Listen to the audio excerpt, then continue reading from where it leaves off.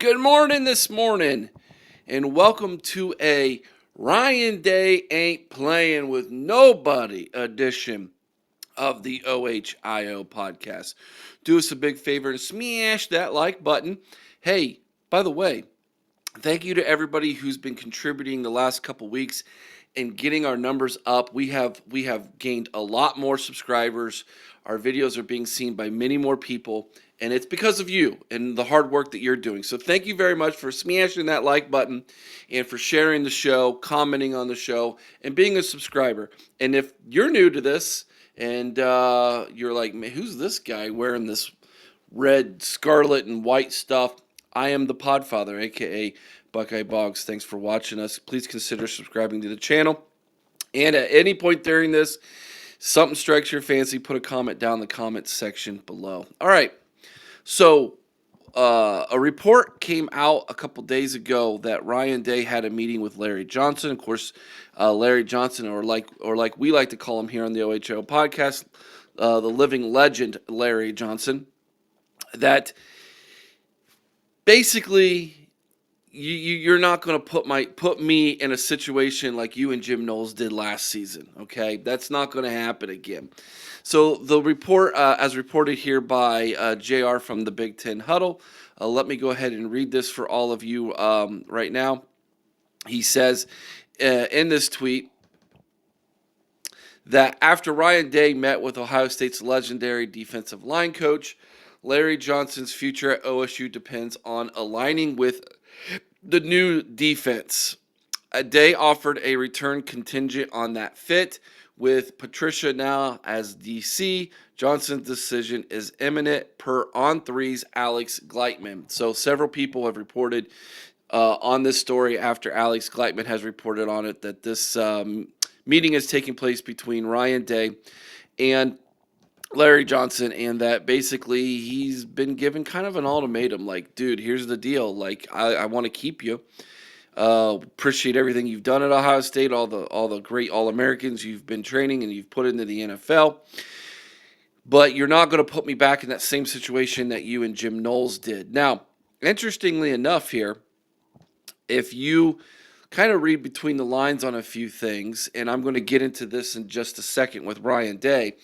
Ryan Day is definitely a changed man. Like there is an edge about him. There is a take no prisoners approach, and I think a lot of things happened between the Oregon game and the end of the season on November 30th when you lose 13-10 to your rival in your home stadium, the flag planting incident, the players only meeting, and then the run they went on in the college football playoff where they just dominated Tennessee, Oregon, they doubled up Texas, and then they defeated Notre Dame for a national championship. Ryan Day coached completely different.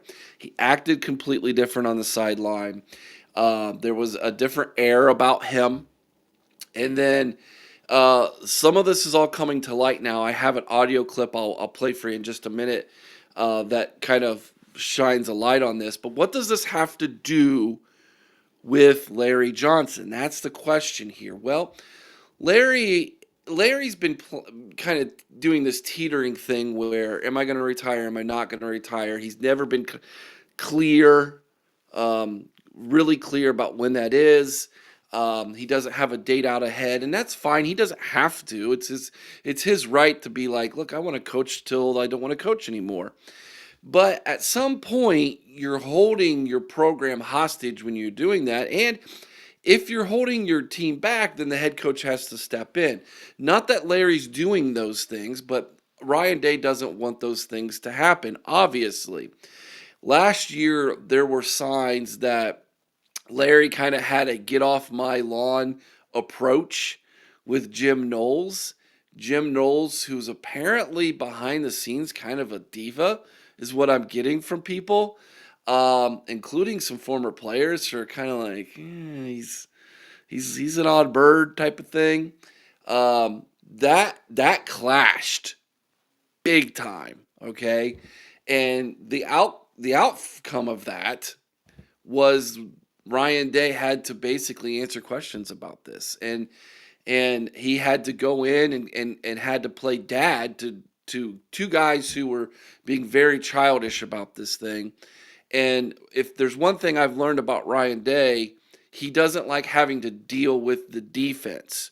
He wants somebody to take control of the defense, be the head coach of the defense, and make sure that the defense allows the offense the opportunity to win football games. And then he, as the head coach, can kind of oversee more of the offensive side of things, which is why the whole move with Brian Hartline makes perfect sense, because Ryan Day's like, dude, I'm an offensive guy. This is going to be fine. We'll work this thing out. Brian, you're growing as an offensive coach beyond just a wide receivers coach in the passing game, and I have confidence in you, and we're going to work this thing out, Brian. You're going to be a great offensive coordinator. But the defense, I need somebody who understands the defense like I understand the offensive side of the ball. Jim Knowles was supposed to be that guy, but then you have Larry Johnson over here who is clashing with him, and it became a giant headache for Ryan Day. Now, that being said, Jim Knowles is gone. All right, he's the defensive coordinator over there in Happy Valley, and you would think, well, Larry's probably going to be pretty happy about this, and maybe he is. I'm not saying he's not, but you still have that cloud. It's the same cloud that's been hovering over the Woody Hayes Athletic Center now for about 5 years. When's Larry going to retire? And everybody keeps asking him, when's he going to retire? It's because he's at an age, folks. Most guys aren't coaching anymore. It's very rare. And you get to this point when that age catches up with you and you no longer are able to be the type of coach you were when it comes to recruiting, relating to players, the physicality that is required from you to create good players and development. You might be able to talk the techniques, but to get down and show the techniques and teach the techniques is passed you by. And that point is eventually going to reach Larry Johnson as well. Father Time is undefeated. Okay? Father Time doesn't lose that game. So Larry's he's kind of like, when's this going to happen? When is that going to take place? And he still feels pretty good and he wants to keep coaching. But that get off my lawn mentality was more than Ryan Day wanted to handle again. And so apparently Ryan Day had a meeting with Larry Johnson where he basically said, look, you don't want to retire this year? That's fine. You have another year left on your contract, by the way. He's got one more year left on his contract. But I don't want that to happen again. And so Matt Patricia's the defensive coordinator. He wants to run a three-man front. He wants to drop somebody off your defensive line and run a different scheme at a different time in the game. You're going to listen to that guy, and you're not going to throw a fit, and this isn't going to be an issue again. Get it, got it, good, right? That's not the Ryan Day that we saw for the first 6 years of his head coaching experience up until the playoff run. That's not the same guy. And to my point, I want to play an audio clip for you. This is Denzel Burke, who was being interviewed on on the Believe Network by a couple former Buckeyes, and they ask him the question, what has changed in Ryan Day? What changed from who he was up until that players only meeting and then the Ryan Day after that? Listen to the answer that Denzel Burke gives. Yeah, I would say just him being on both sides of the ball, him, putting his opinion in and understanding that everyone has to do their job. He's calling dudes out, really more strict, and understanding that, like, he wasn't going to let anybody or anything get in the way of what we're trying to do. Because at the end of the day, man, it's lives get moved if you don't get the job done. So, Right. tone was just different. Tone was different. The way you walk into the building, when you walking past them, just different. And, yeah, man, yeah, I would say, Did you catch that? Ryan Day's tone was different. How he walked into the building, when you walked by him in the hallway, how he was carrying himself. This is 100% Ryan Day's team now. This is his baby. Now, This is a little bit of speculation on my part, but as a man, I think I can relate to what Ryan Day was going through here. Let me explain. After that loss to the team up north on November 30th, Ryan Day and his family went through hell. There's two things. Number one, the idiots who threatened Ryan Day and his family. These morons, these imbeciles who call themselves fans. You are low life scum people, and I know a few of them via Twitter, and I refuse to even interact with these people. I refuse to even give them I don't even I don't retweet anything they say. I don't argue with them. I don't even give them a platform to even spew their stupidity, because people like that don't deserve the oxygen they even breathe. Okay? They are low life scum people. They are internet terrorists, is what I call them. Um, the fact that Ryan Day had to remove his children from his school because his daughters were getting harassed by a teacher? Are you kidding me? That person doesn't deserve to have a classroom. And Ryan Day should have went to the superintendent and the principal and been like, this person doesn't need a classroom, period. Ryan Day, by the way, has that kind of pull, all right? But he was the bigger man. He never said anything. He kept his mouth shut.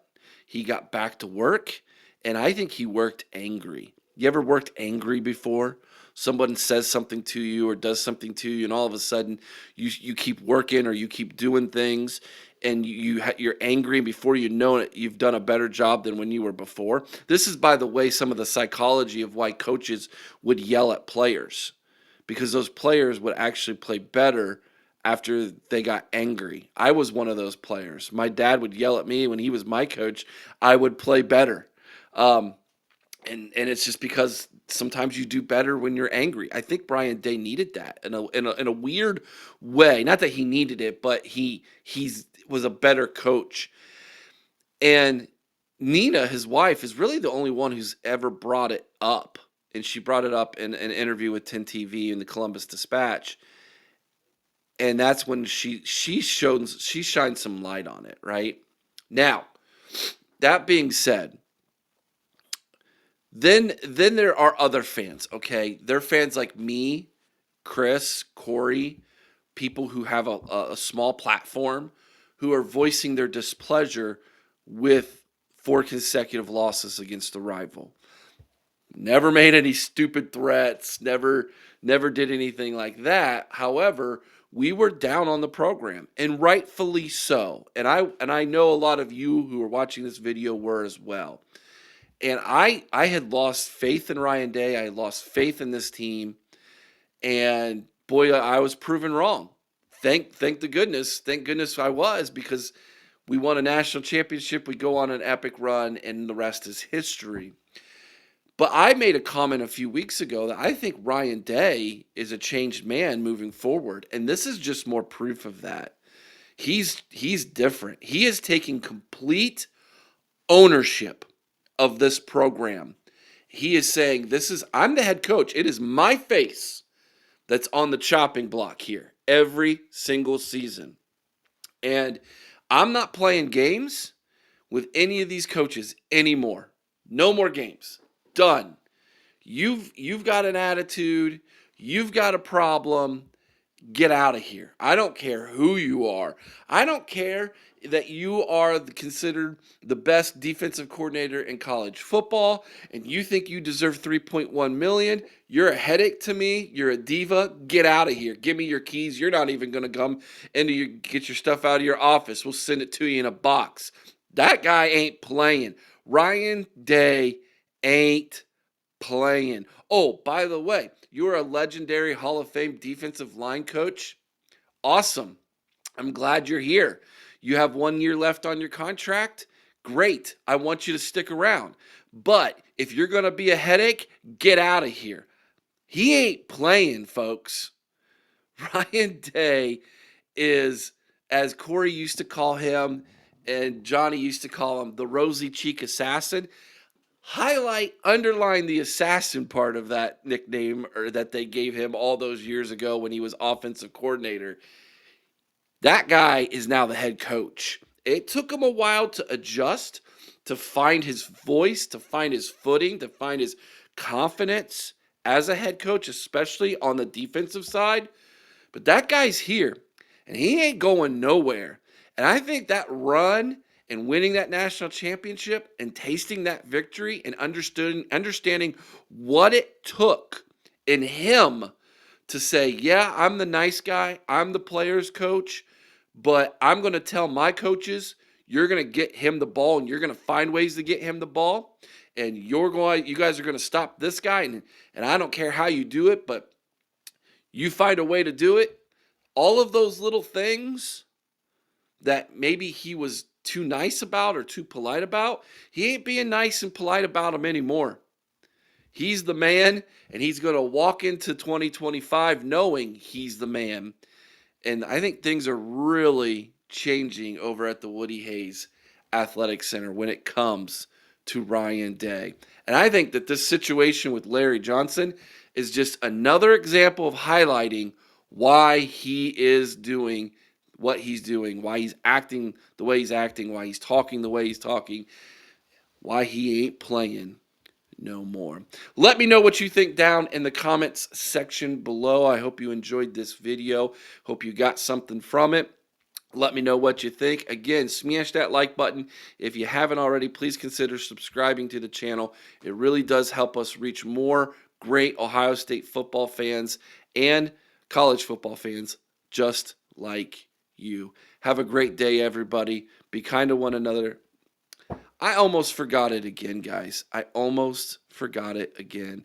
Please forgive me. We have a verse for all of you today. Proverbs 16:17.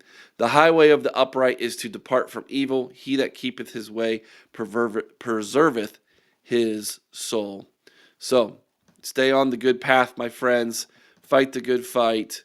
And don't apologize for what is right. Right, Ryan? Don't apologize for what you know is right, buddy. You be you, my man. Have a great day, everybody. Be kind to one another. I owe someone's OH. Sing Carmen High with all your heart. Till next time. OH, go Bucks.